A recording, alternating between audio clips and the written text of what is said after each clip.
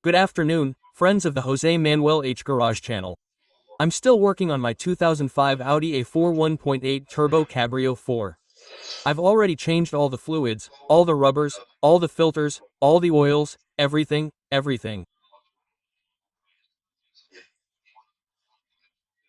As you've seen in the previous videos, the last fluid I have left to change in order to have everything changed in this car and leave it absolutely like new in terms of maintenance, tuning and everything in perfect condition, is the power steering oil. There's no clear specification in the workshop manual that says how often it needs to be changed, either in terms of time or in kilometers. This car is from 2005, we're in 2023, so the car is 18 years old. I don't know if it's ever been changed or not.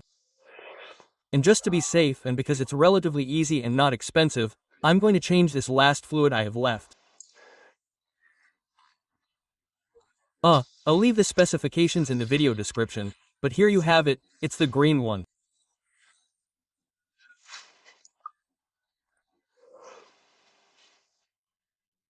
This one complies with the specifications for power steering for this model and the reference is the alternative brand, FEBA 06161. Okay, I think 1L is enough and I'm going to try to extract as much of the old fluid as possible, because then putting it in and bleeding it is very simple. The main thing is to try to get as much of the old fluid as possible so that it doesn't get contaminated by the old fluid. So, we open the hood. The wheels have to be raised on a stand so as not to strain the power steering during the process of changing the power steering fluid.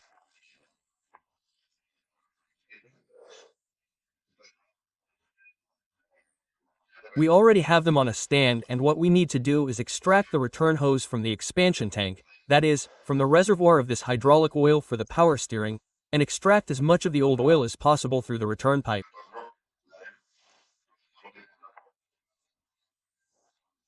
Let's do it, come on. Okay, once the car is up, we open the hood. Once we have the hood open, we locate the coolant reservoir and, I'm going to get the flashlight. We also locate the two hoses that are connected to the hydraulic fluid reservoir. See? There's one that's much thicker, which is the one at the bottom of the image, and another that's thinner, which is the one at the top of the image. The thinner one is the return hose. We have the typical clamp from the bag group there. We have to release it to extract this return hose. And below we're going to put a collection tray under the car, because no matter how hard we try to do it right, some fluid always falls so as not to stain the floor, okay? And then anything that falls on the bodywork, although this type of oil is not corrosive like brake fluid or coolant, it will fall and you will have to clean it all, okay? Let the least amount of it fall. Okay, then with the special wrench, with the special tool, we are going to remove this clamp to free the power steering return pipe. And we are also going to open the cap. Well, it is very important, as I was saying, that the oil meets the specifications for this fluid. It is green in color anyway. When it turns red, it turns brown and everything has to be changed properly. This one is green, so, then, it is the correct one and by the way it looks, the color and the smell, it looks like it has been changed and not too long ago, because it looks very good and it does not smell strange or anything like that. Okay, now that we're here, since I don't know when it was last changed, I've already bought the materials. I'm going to do it and I'll document it with this video, but it's a little full, okay? Look, I'm going to, what do you call this? A little bit more than necessary and it's very important that it doesn't have too much or too little fluid. So, when we finish changing it, we'll see exactly what the procedure is for checking the oil level. But now I'm going to clean it and, let's go. I'm going to show you how it's a little bit fuller than maximum. It's there, dry. Let's put it in. Oh, no, it's correct, okay? Look, it's correct because when cold it doesn't exceed the maximum, so great. It's correct. The first thing to do is try to empty it. I took this really big syringe with a little bit and I emptied the hydraulic fluid tank as much as possible and left it there. Then we have already disconnected, as you can see, the return hose, and we are going to put that return hose in one of these containers that will collect all the oil. Now, when we start the car, I'm going to start the car, and when we start it I am not going to move the power steering at all, which, although it is not suffering much, because having the vane pump work without oil is the equivalent of damaging the vane pump, which is the hydraulic fluid pump. So, yes, we can start it for a second, so that everything in the circuit, when pumped, comes out here, like before, but trying not to move the power steering at all, and that should be for the shortest possible time, because this is a bit like this, and it is not advisable, but it is the best way to get all the fluid out. Okay? So, now we are going to insert that return hose here, but for that, to have easy access, what I am going to do is disconnect the coolant expansion tank to have more space and operate more comfortably. It goes in here, but it's very uncomfortable, and since there's only one screw, it's worth it. Well, by removing this little screw and releasing this connector, okay, which is for the coolant level sensor in the expansion tank. Here we have all the space in the world. See? Here we can easily get the return pipe to put it in this. Okay, let's put it in there. As you can see, there we have it. And I'm going to start the car for 10 seconds, okay? At the moment I'm only going to start it for 10 seconds. Let's see what I can get with that. This is filling up there. I'm going to keep it there a little longer and then I'll turn it off. Okay, it didn't come out anymore. It came out like 400, I guess. Like this. Okay, and now what I'm going to do is with the engine off, I'm going to put the key in the ignition, but without starting the engine, and since I have the wheels elevated, I'm not going to damage anything. I'm going to turn the wheels from side to side, briefly, a little bit to one side and a little bit to the other side to get more hydraulic fluid out. It's about getting as much out as possible. Okay, that's the idea. Okay, I'm going this way. I'm going this way carefully because without electric fluid the steering is extremely sensitive, okay? Don't force it all the way to prevent problems, okay?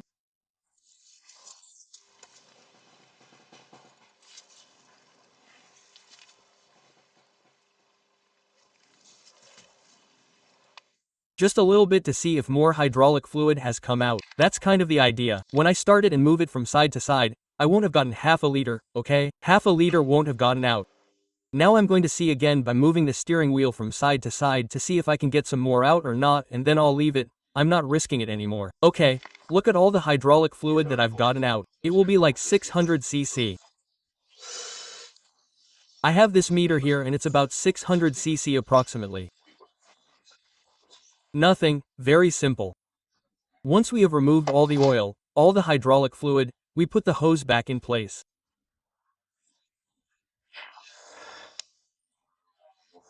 We put the expansion tank back in, fill the expansion tank to the top, and I will tell you the steps that must be followed so that all the hydraulic oil passes through the entire system, through the steering fluid, through the resistive steering pump, the vane pump, as it is called, so that the air is purged, which involves a process that we will see now, and then we will check the level, okay? The level has to be one when cold, now it is cold, and another when hot. Since it is not hot, we will see. It has to be one way when we measure it cold or with another measurement when we measure it hot, and I will tell you exactly how it is. Come on, I am going to clean everything that has remained dirty from the oil that has fallen, and I will put the hose back in. Look, these are the buckets that I have used both to remove and to replace the clamp. It's back on and we're going to fill it with this hydraulic fluid. The hydraulic fluid reference is G004000M2, okay?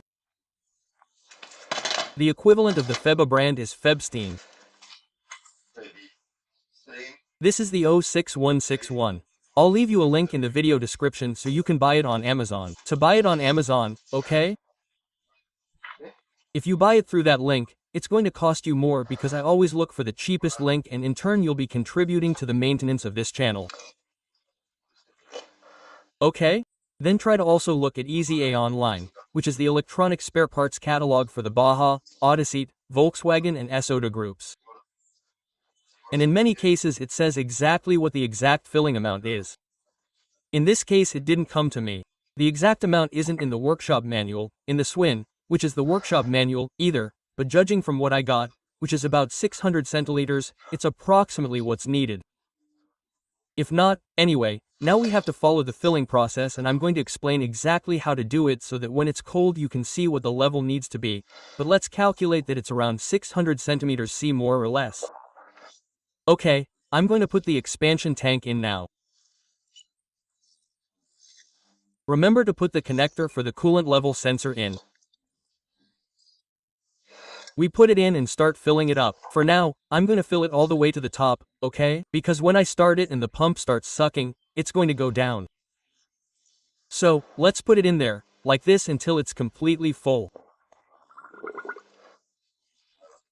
But of course, remember to do this when you have the system return pipe in place again.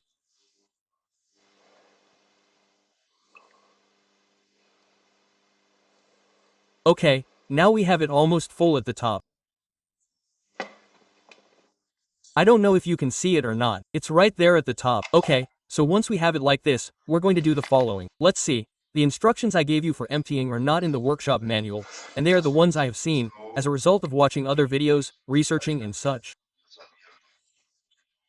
But I warn you that having the engine running, with the return pipe removed and emptying the system, has its risks and you can damage the vane pump.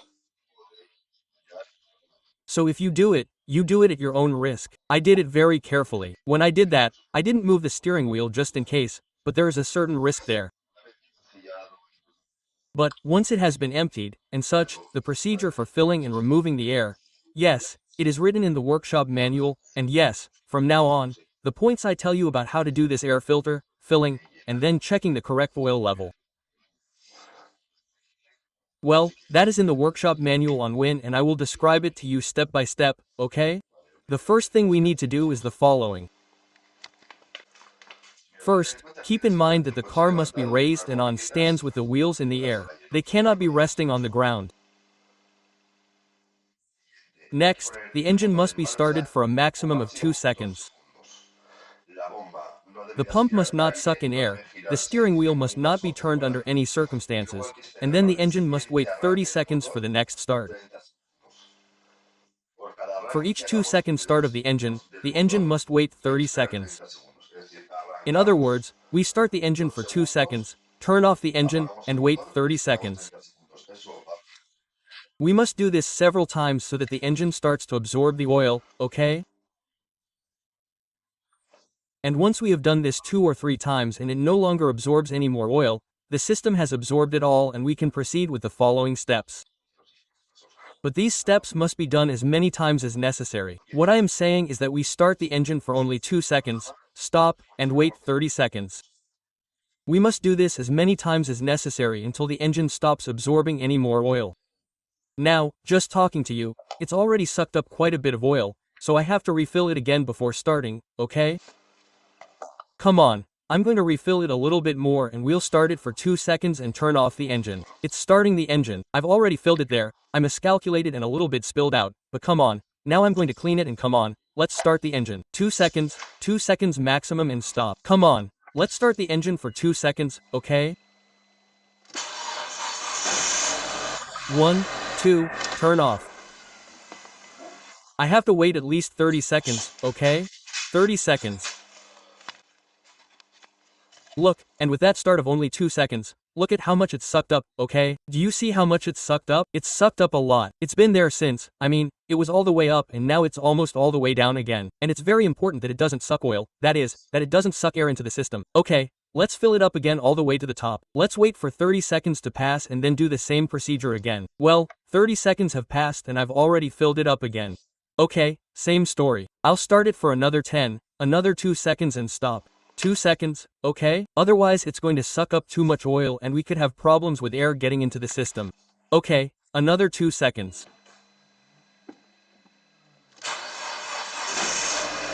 1, 2, stop.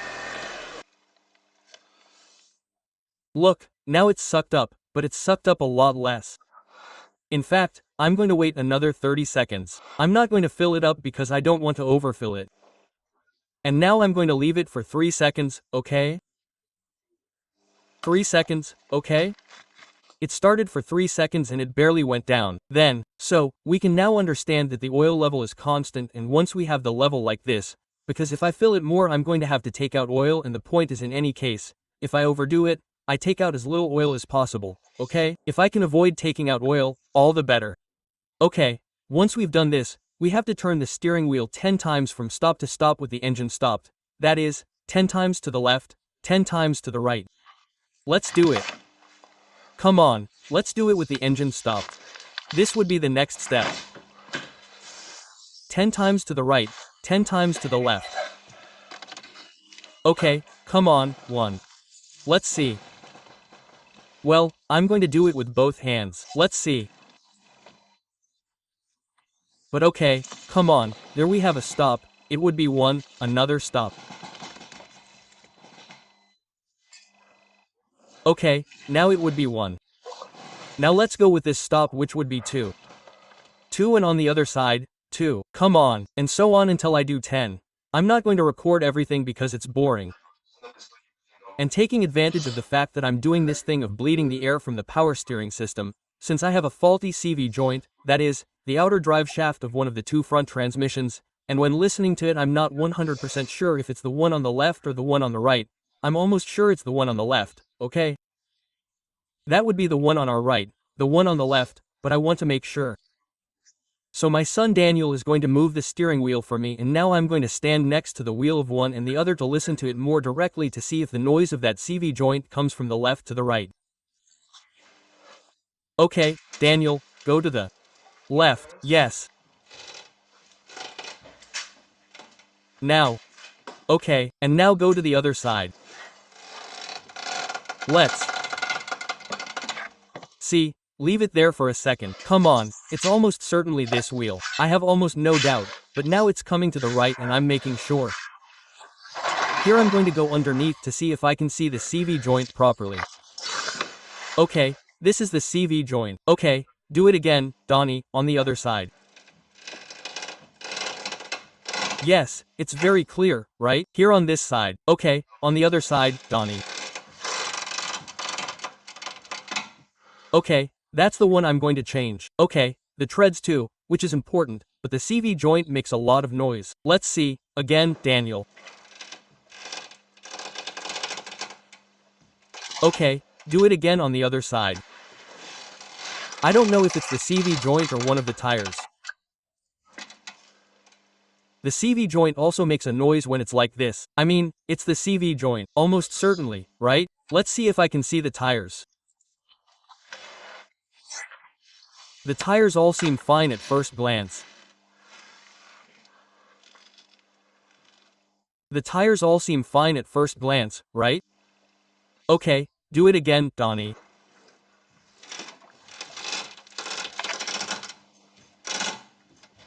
Okay, now the other wheel comes.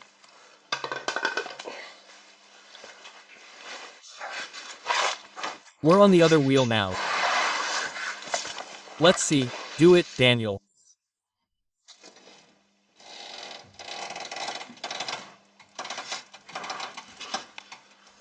Do it again.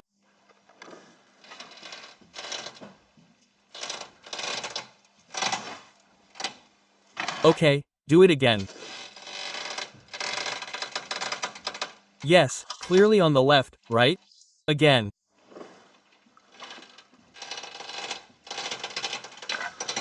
Although it sounds familiar here too, right?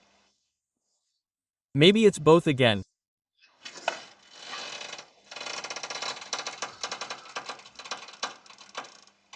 Again.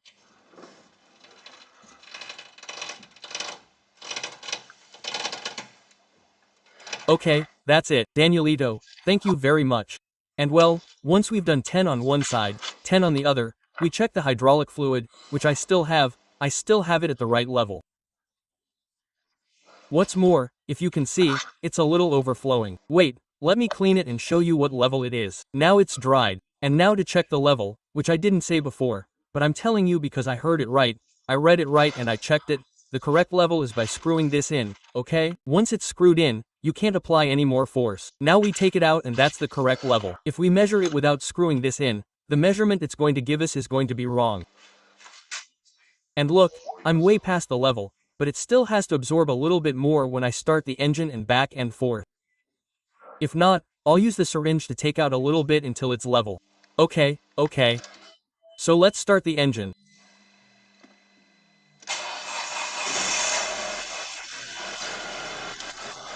Okay, the steering wheel full throttle once and full throttle once.